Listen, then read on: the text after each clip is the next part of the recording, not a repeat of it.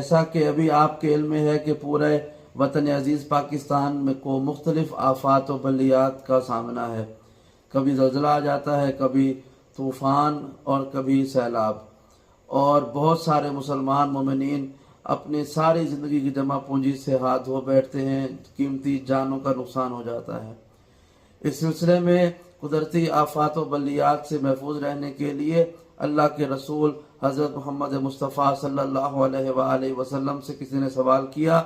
کہ کیسے کوئی شخص اپنے آپ کو ان آفات سے، زلزلہ، طوفان، آندھی، سیلاب وغیرہ سے محفوظ رکھ سکتا ہے. تو آپ نے فرمایا کہ بے شک یہ اللہ کے امتحانوں میں سے امتحان ہے، لیکن جو شخص چاہتا ہے کہ وہ اللہ کی پناہ میں رہے تو وہ خدا کو صبح شام ان الفاظ سے پکارے کہ بسم اللہ الرحمن الرحیم، بسم اللہ الذی لا یضر مع اسمہ شیء فی الارض ولا فی السماء وہو السمیع العلیم. تو جو شخص بھی